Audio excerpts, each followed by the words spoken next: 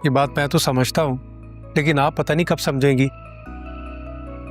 मैं 1000 बार बता चुकी हूँ, मैंने नहीं बुलाया। जमुर्द के जानलेवा हमले के बावजूद सरबुलंद की जान बच जाती है, जिससे उसके दुश्मनों की सारी योजना नाकाम हो जाती है। दूसरी ओर राबिया बिना देर किए बीजान को बता देती है कि शरीन का सोहराब खान के साथ नाजायज रिश्ता है और उसी ने जमुर्द के जरिए सरबुलंद की हत्या करवाने की साजिश रची थी। यह पूरी बातचीत पीछे खड़ी भाभी नूर सुन लेती है। सच्चाई सामने आते ही वह गुस्से में सोहराब खान के मुंह पर जोरदार थप्पड़ मार देती है। तभी शरीन वहां पहुंच जाती है और भाभी नूर के सिर पर पत्थर मारकर उसे बेहोश कर देती है। इसके बाद वह सोहराब से कहती है कि सरबुलंद अभी भी जिंदा है, इसलिए अब सबसे पहले राबिया को रास्ते से हटाना होगा। उधर जब तौरसम को जमुर्द की नाकामी का पता चलता है तो जफरान उसे सरबुलंद और राबिया की एक वीडियो दिखाता है। वीडियो देखते ही तौरसम राबिया को पहचान लेता है।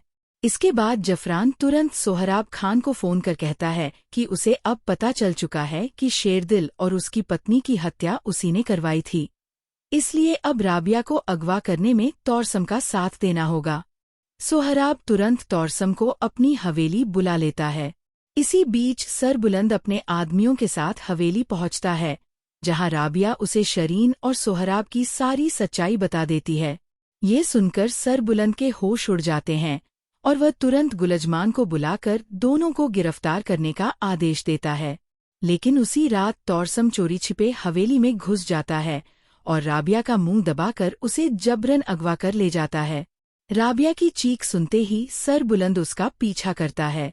दूसरी तरफ होश में आने के बाद भाभी नूर भी बीजान को पूरी सच्चाई बता देती है, जिससे उनका दिल टूट जाता है। रास्ते में सरबुलंद तौरसम की गाड़ी को घेर लेता है, लेकिन तौरसम राबिया के सिर पर पिस्तौल रखकर उसे धमकी देता है। तभी अचानक वह बुजुर्ग औरत वहां पहुंचती है, जिसने शेरबानो को छिपा कर रखा था और सरबुलंद को इशारे से बताती है कि शेरबानो जिंदा है।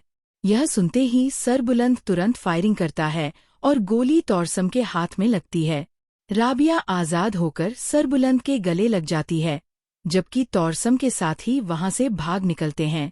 सरबुलंद अपने लोगों से तौरसम को पकड़वाकर पुलिस के हवाले कर देता है और फिर जंगल पहुंचकर शेरबानो को जिंदा देख भावुक हो जाता है। शेरबानो बताती है कि सोहराब ने ही उसे गोली मारकर वहां फेंका था। इसके बाद सरबुलंद उसे हवेली ले आता है, जहां बीजान उसे जिंदा देखकर खुशी से रो पड़ती हैं। थोड़ी देर बाद सोहराब और शरीन भी पकड़कर लाए जाते हैं। पहले सोहराब सारा दोष शरीन पर डालने की कोशिश करता है, लेकिन खुद को बचाने के लिए शरीन पूरा सच कबूल कर लेती है कि शेरदिल, उसकी पत्नी और शेरबानो पर हुए हमलों का असली मास्टरमाइंड सोहराब ही था। ये सुनकर बीजान की तबीयत बिगड़ जाती है। सरबुलंद दोनों अपराधियों को पुलिस के हवाले कर देता है और अदालत उन्हें उम्र कैद की सजा सुनाती है। आखिर में शेरबानो स्वयं बीजान से सरबुलंद और राबिया का निकाह कराने की इच्छा जताती है।